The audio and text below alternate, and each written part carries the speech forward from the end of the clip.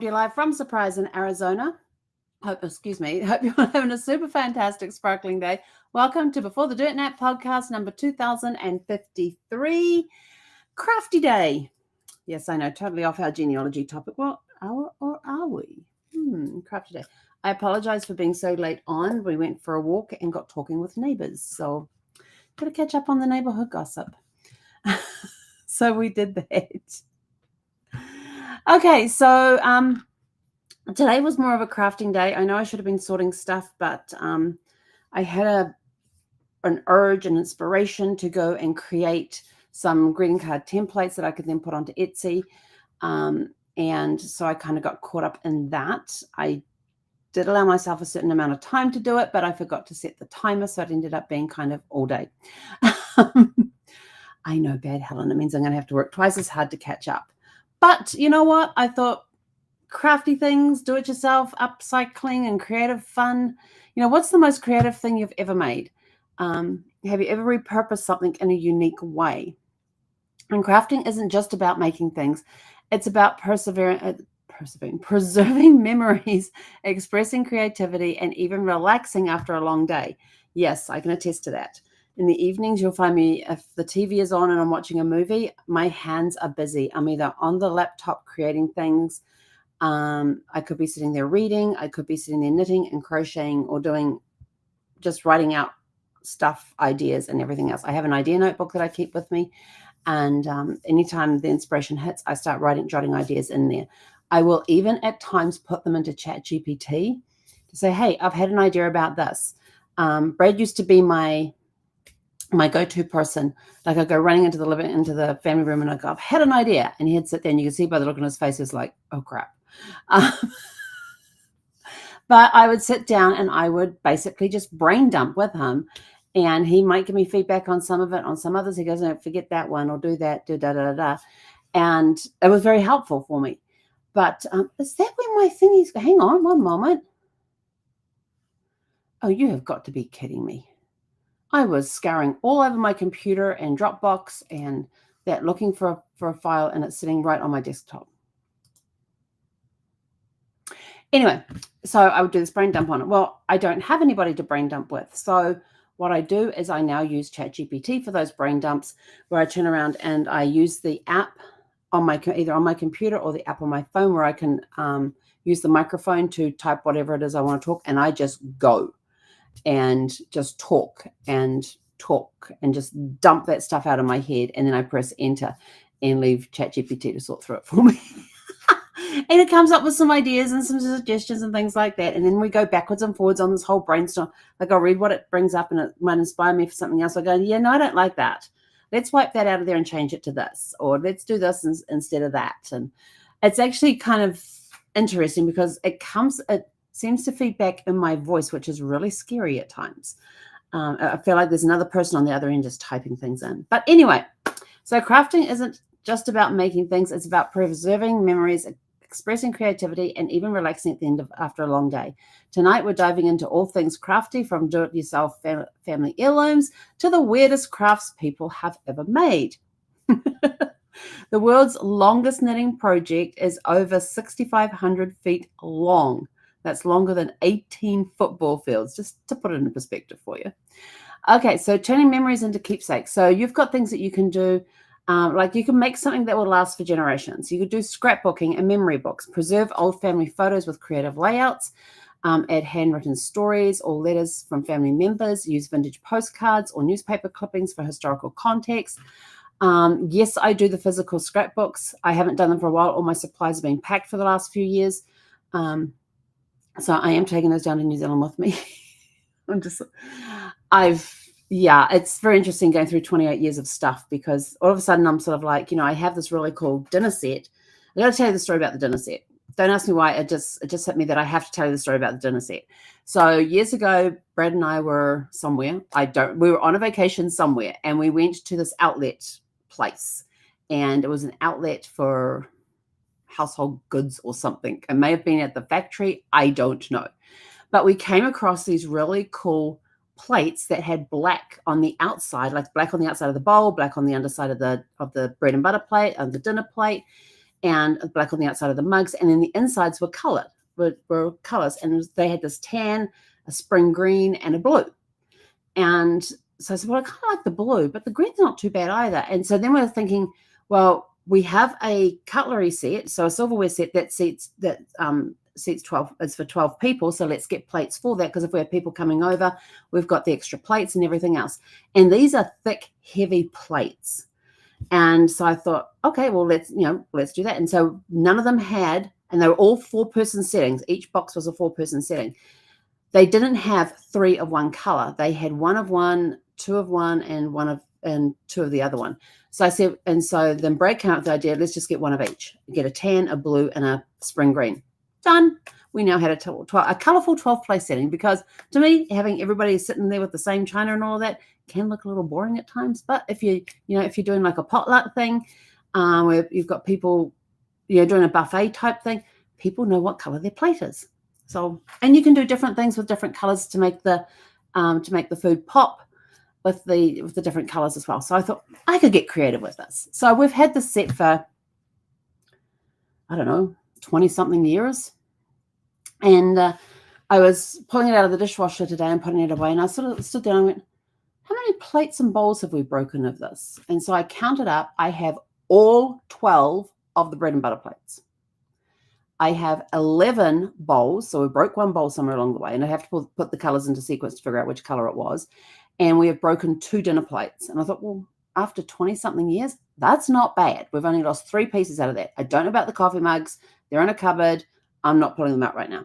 And I suddenly thought, I'm not taking those to New Zealand with me. I'm going to get rid of them. Yep, just like that. Made the decision.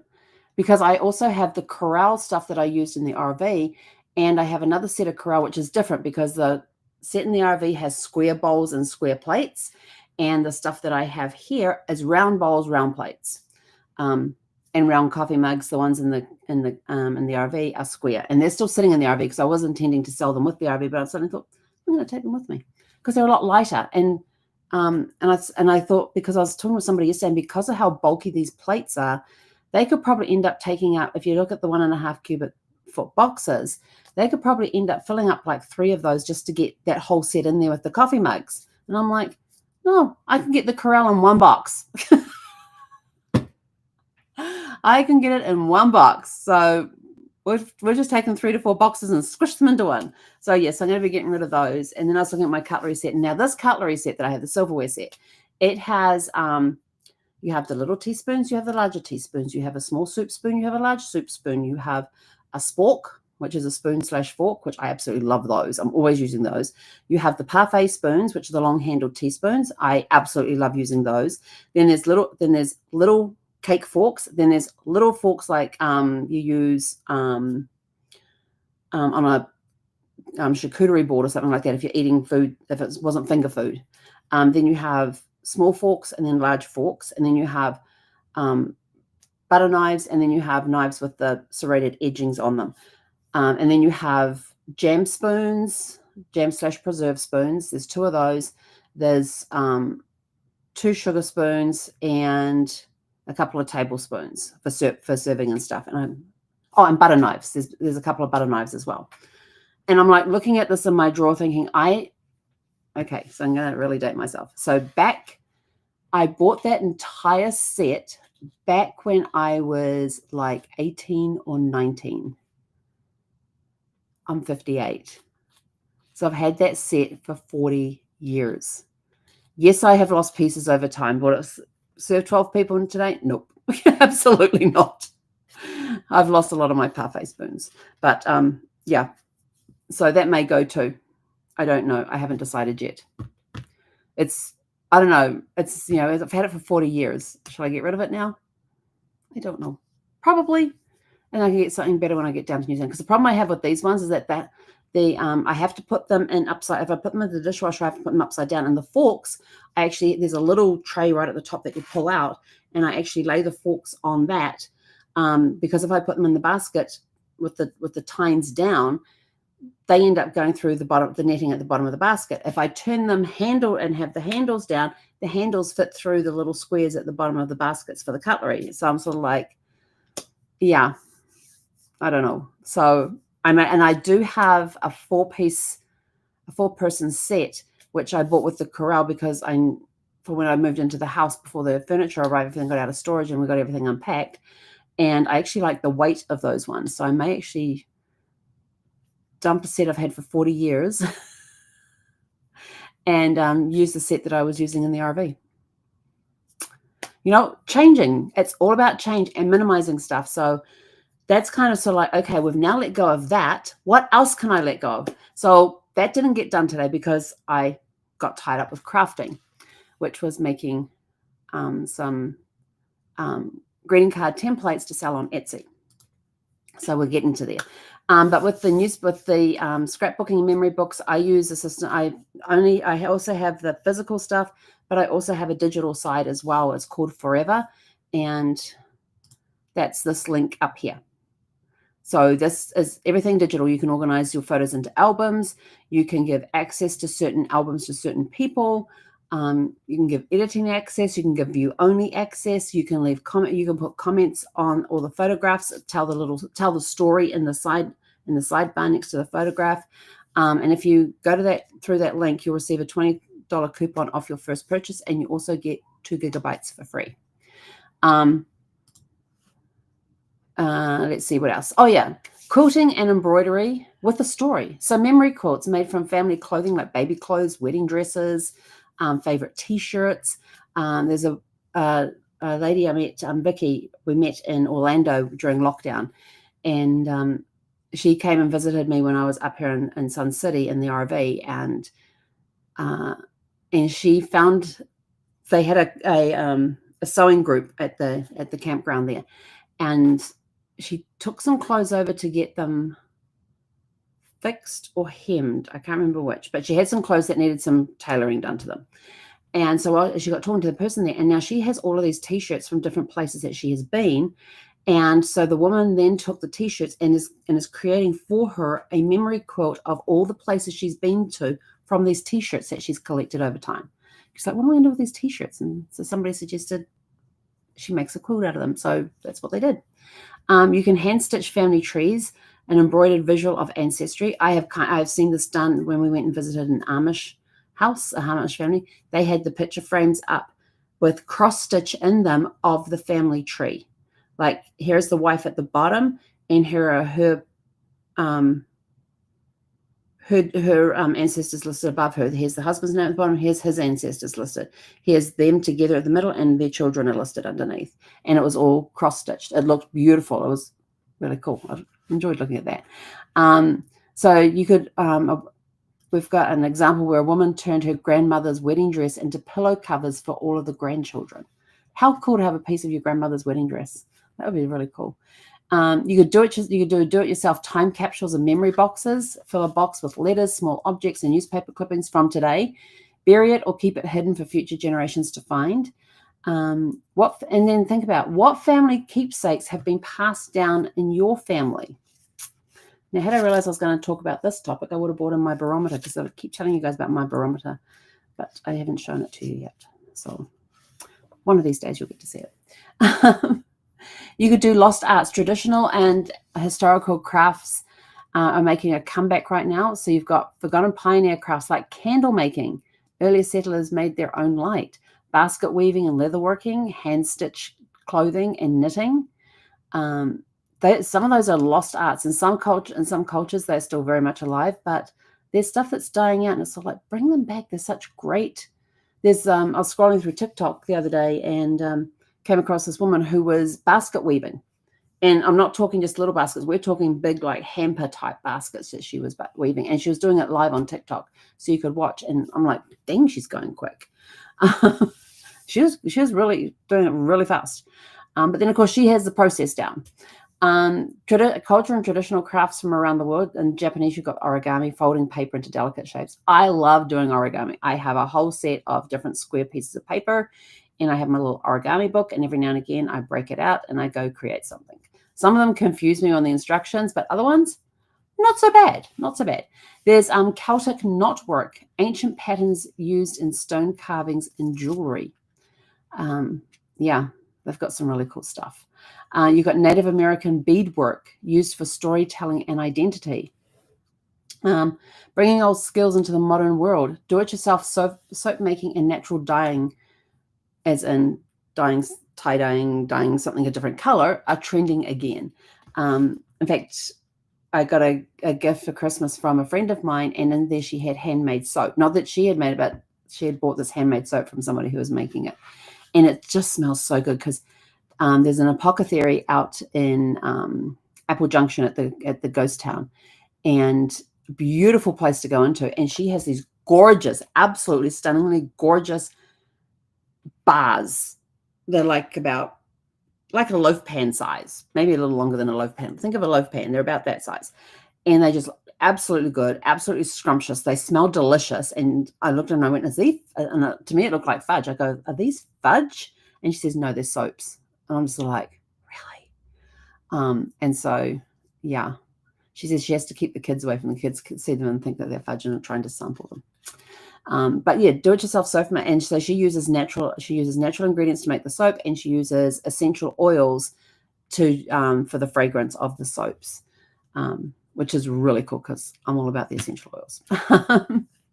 Many people are also reviving hand lettering and calligraphy in place of digital fonts. I love when I see somebody that's got some great calligraphy. I love looking at it. This is why one of the things I enjoy when I'm doing the research and we're looking at different documents and things is I'm always looking at the handwriting of the person who wrote it. Some people have beautiful penmanship, others not so much. Yeah. So what's an old-fashioned craft you'd love to learn? I would love to learn calligraphy. I'd also like to learn Celtic knotwork as well. That would be really cool because that's part of my heritage with my Scottish and my Irish ancestry. Upcycling and repurposing, creative ways to give old things new life. Like you could turn vintage fabrics into fashion. Old shirts, make quilts, wedding dresses, baby gowns, grandma's scarves, trendy headbands. Just for some ideas. Furniture and home decor makeovers. Old door becomes headboards. Wooden crates become bookshelves. Broken dishes become mosaic artwork. Just think of that. That's really cool. I love it when somebody can take an old dish. Like there was a show years ago, and they went through this antique store and they found these dishes that were chipped and cracked. And so they bought them. And the person in the shop says, what are you going to do with these? She says, oh, I'm going to do some work with them. And she bought this old table, and she took the plates home and purposely broke them, and then took the top of this table and, of course, sanded it all down and prepped it and everything else, and then took the plates and created this gorgeous mosaic design as the top of the table. And then once it was all done, she sealed it and everything. And oh, I know what it was. It was one of those programs where you have a competition. You're at a flea market, and it's I can't remember the name of it. They're at a flea market, and it's they have X number of dollars to spend, and they have to go out and find something to upcycle, and then come back to their workstations, work on it, and then whoever gets the most money for their piece wins the challenge. And so this was one where this lady got this table, negotiated the price on this table, then negotiated the price for these plates, went back, created this gorgeous mosaic on top of the table, and she ended up, and it cost, I think the whole cost of it was like $50 or less. It was less than $50. They get like $100 as their budget. And she did it for less than $50, and she made $300 on it. She sold it for $300 later. That they get to go that morning. They've got like an hour to go find their supplies. Then they come back, they work. They've got like 2 or 3 hours to make the piece. And then the afternoon they're selling it. And so, yeah, she sold it for like $300. So, and she actually won because the other person wasn't that good. But I always remember that table with the broken dishes. You got creative uses for old books and maps. Book page art, turn old pages into framed artwork. Map-themed coasters, personalize them with locations meaningful to your family. That's a really cool idea. Get some old maps, and you could color copy them, and then you could cut out the shapes you need for the coasters, glue them to the coaster, then seal them all so that they can take the heat and everything else. And you could even put like little pins in there that state that this is so, and on the back you can have a label that states why this, why that coaster is meaningful on that. That would be a cool one to do. You can do it yourself journals where you bind old book covers into new notebooks. And some artists have made sculptures out of recycled books. I have to tell you, I have seen some of the stuff on YouTube and seen people doing it live on some sort of live, either YouTube or Facebook, or it might have been TikTok. They make beautiful artwork out of them. Some of them will take the old books, and I've seen people carve out a scene on the book. So when it's closed, you see the whole scene.